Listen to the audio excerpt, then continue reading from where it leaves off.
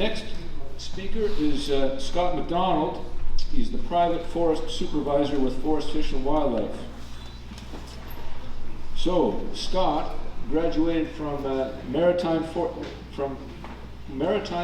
Ranger School in 1986. He's currently employed with the Forest Section of Environment, Energy and Climate Change as Provincial Supervisor of Private Land Programs, with a focus on private woodland management program and associated incentives, such as the FEP. Past jobs include Tree Plan Coordinator and Canadian Forest Service, with Canadian Forest Service, and Model Forest Coordinator for PEI. So we'll welcome Scott.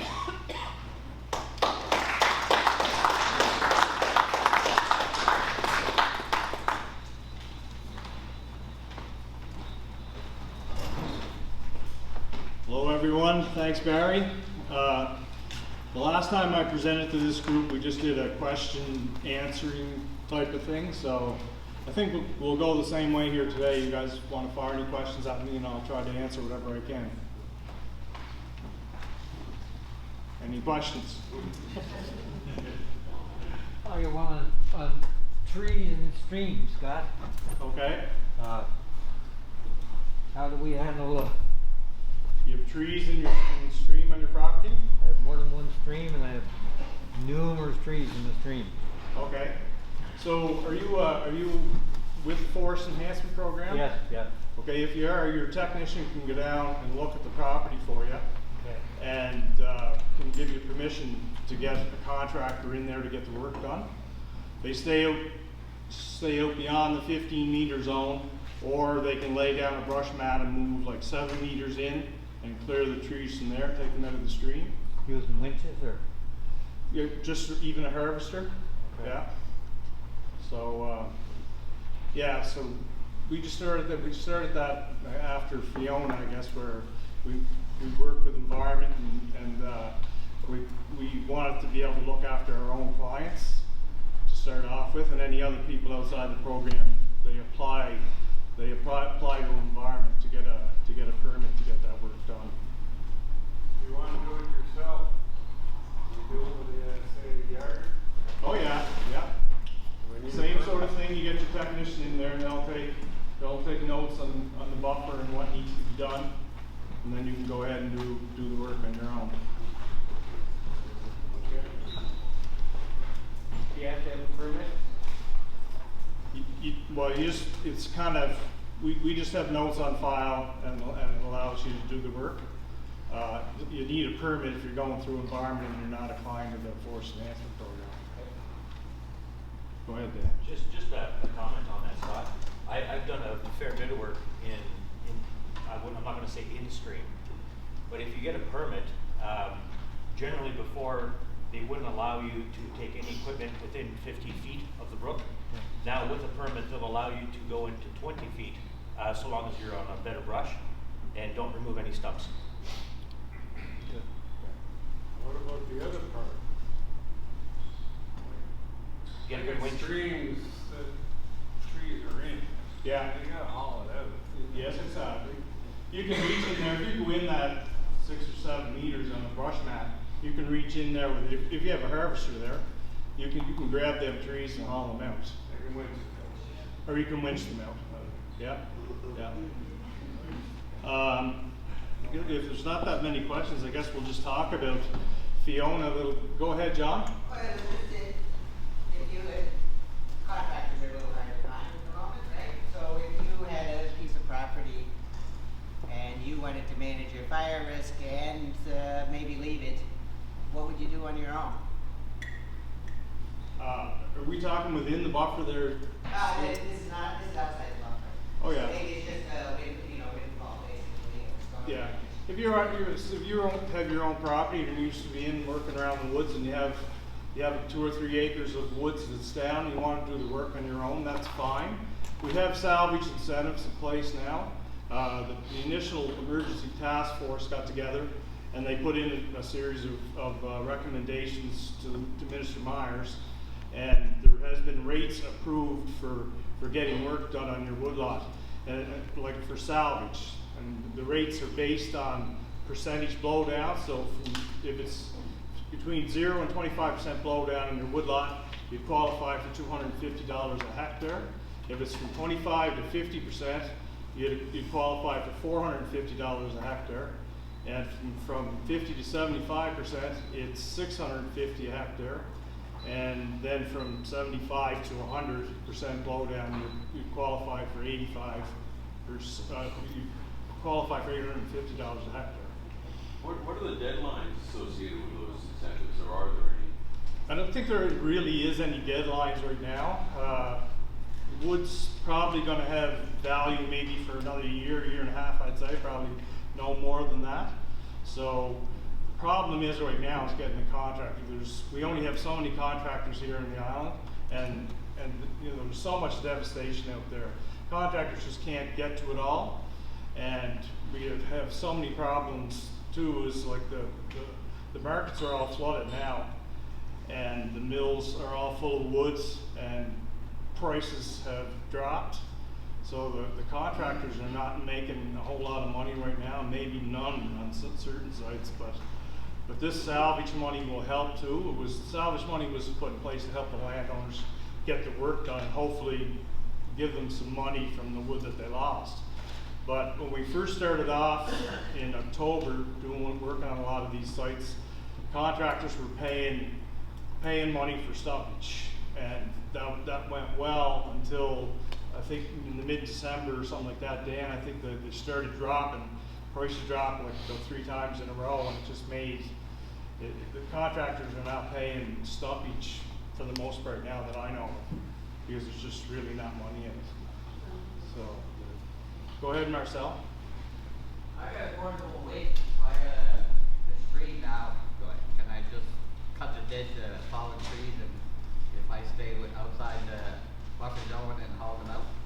If you're just cutting dead trees. Yeah. Or Yeah. falling trees, it might be dead to there, falling under. Yeah, if I were you, I'd just get your technician in, to have a look at it, and let them take some notes, so it's, if there's anything arises where there's problems down the road, which probably there won't be. I don't think there's any trouble for you to do that, but just make sure you get somebody in there and look at it first. Yeah. Go ahead. So your technician will be able to tell, like determine the percentage of downed trees on a property? Yeah, yeah.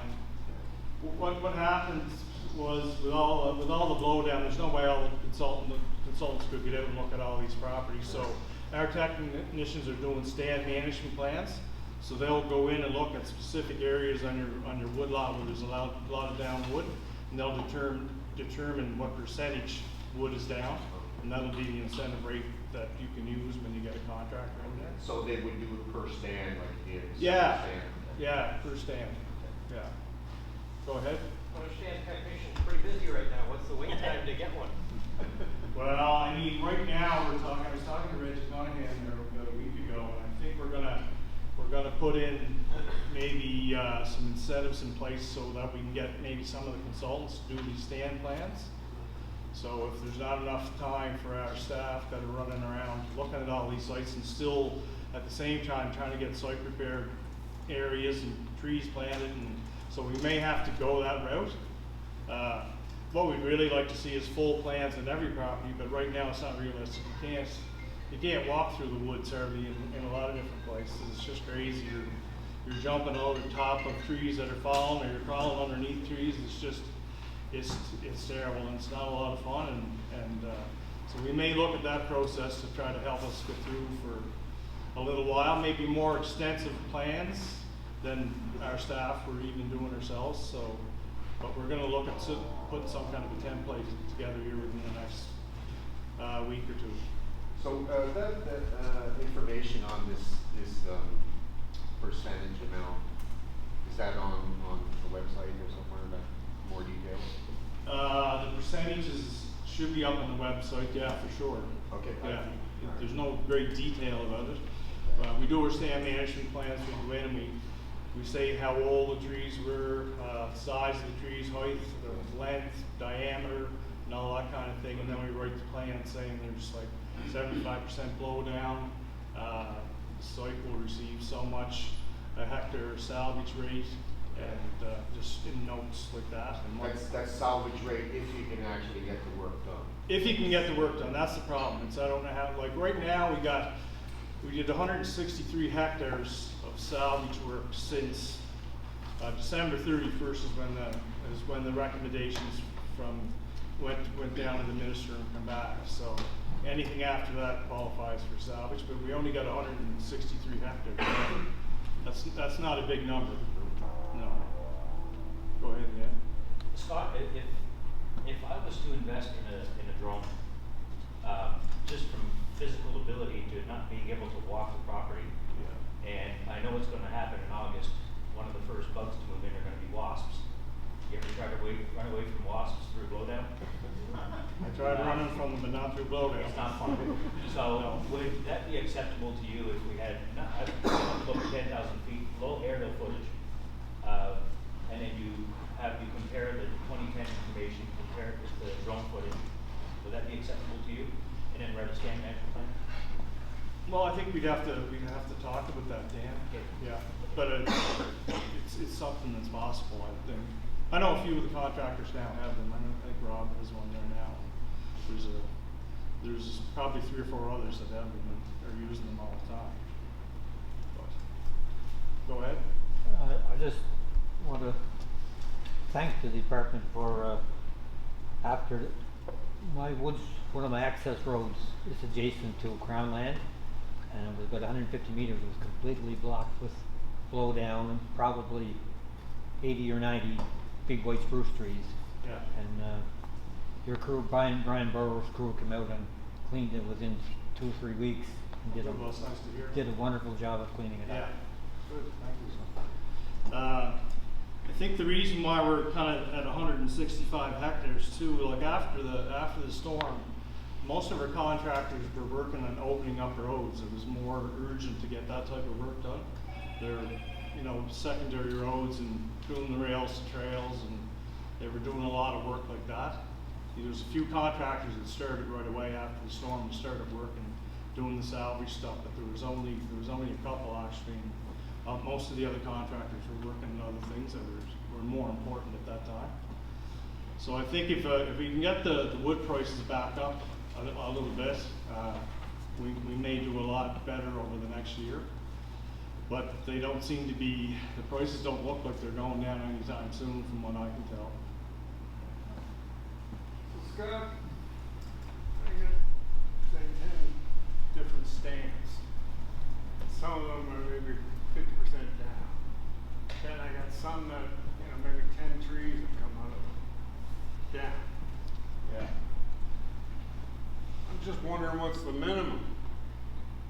Like, am I gonna get paid for those 10 trees to haul up?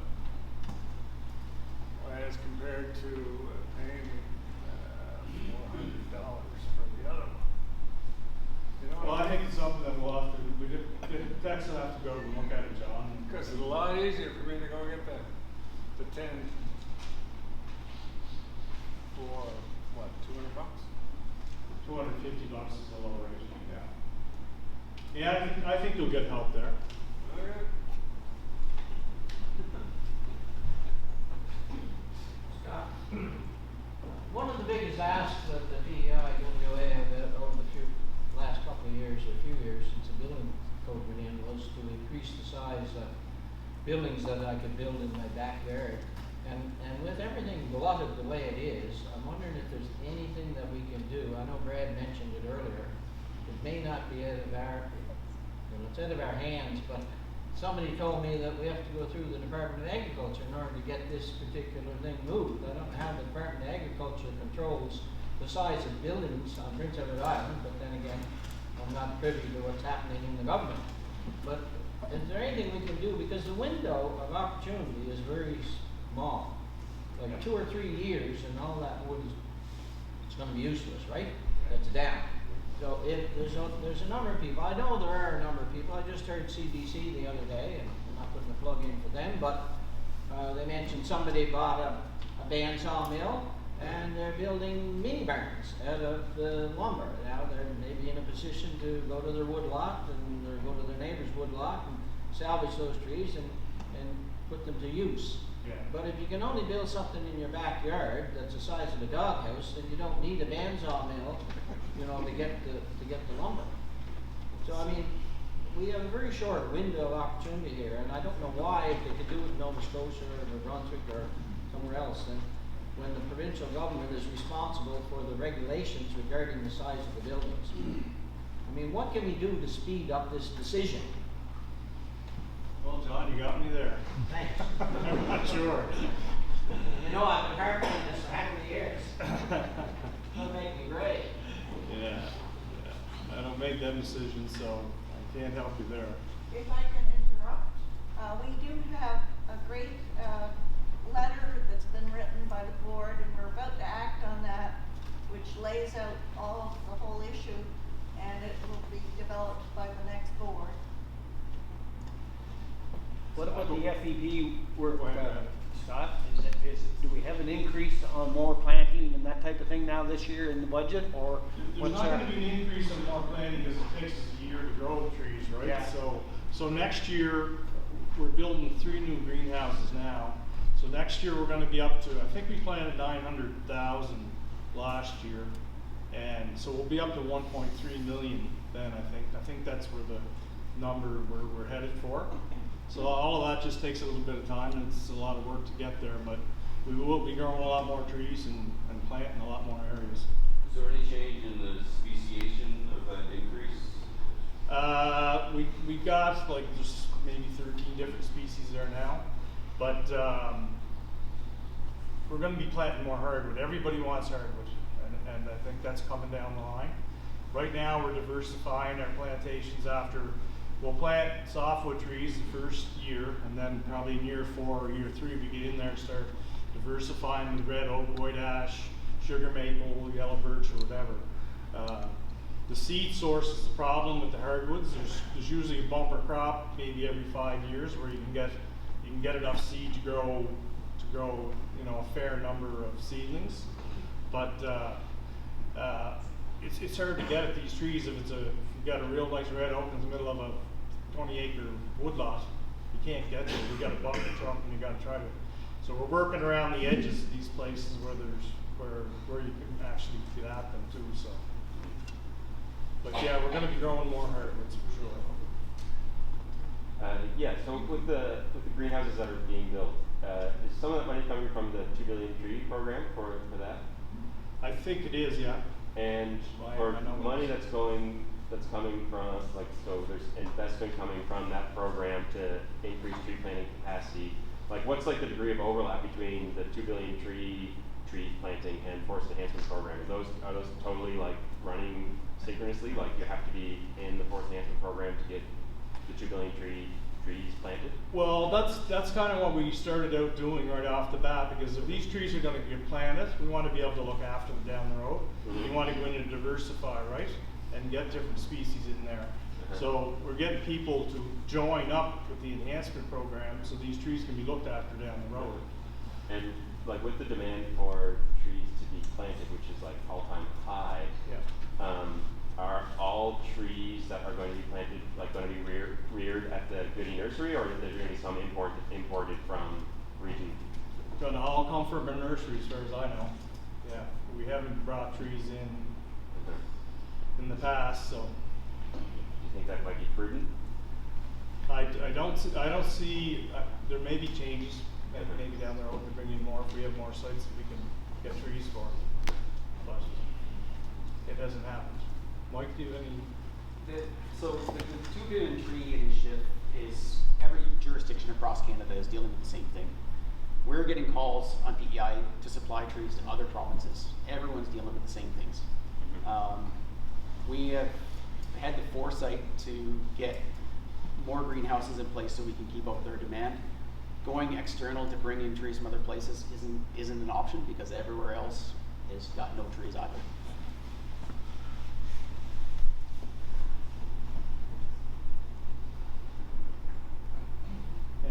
Any other questions? What percentage of island forests are managed under FEP, would you guess? That's something that we're working on right now. It's funny, Mike and I have talked about this. and, over the course of the last couple of weeks, and I've been putting stuff together. There's 16,000 woodlots in PEI, and I don't have the numbers for guarantee, but I'm guessing there's probably 3,000 that are in the program. So you do the math on that, it's 100%.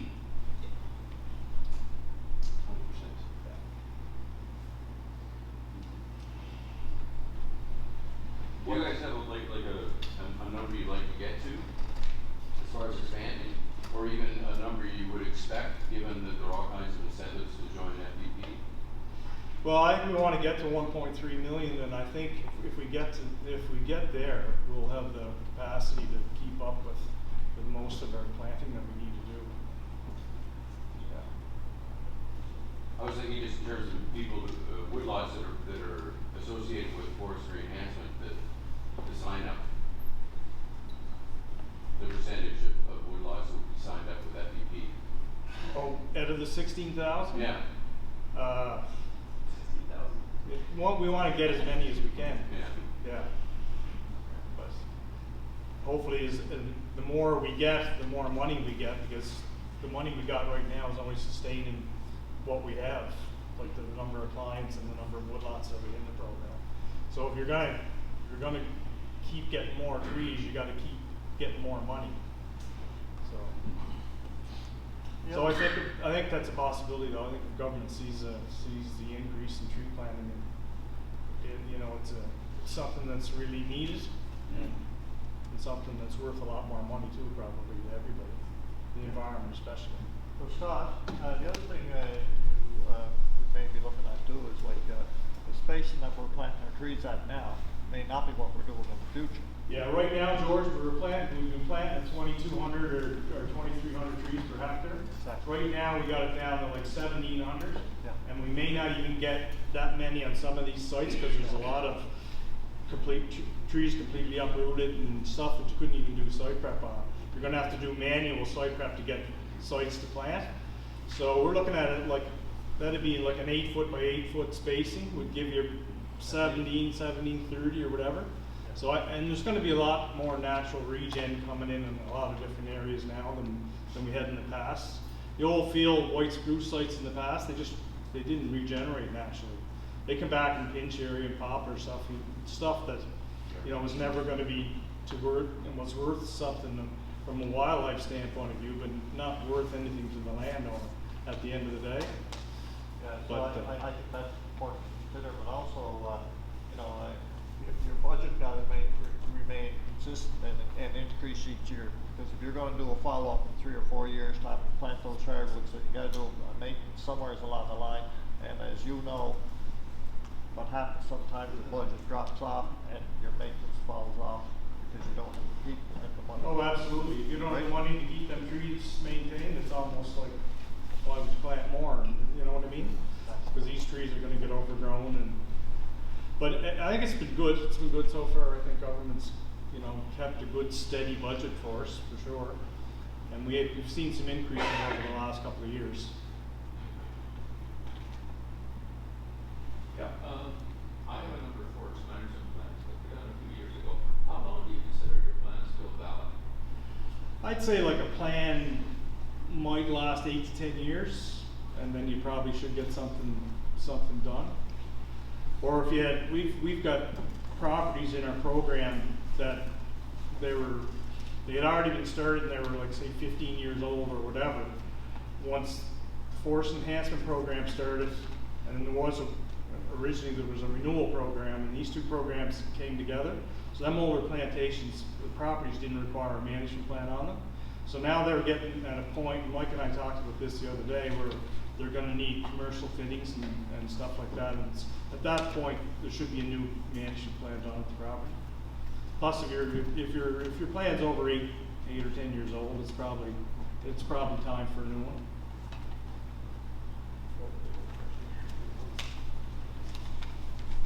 Go ahead, Rob. I was going to say, Scott, certainly after Fiona, it changed our landscape. So the same plan that was done the day before Fiona would be not appropriate after Fiona. Yeah. So that puts maybe a different spin on our rotation for plans. Yeah. I was going to throw at you as well, Scott. We talked about planting 2 billion tree program.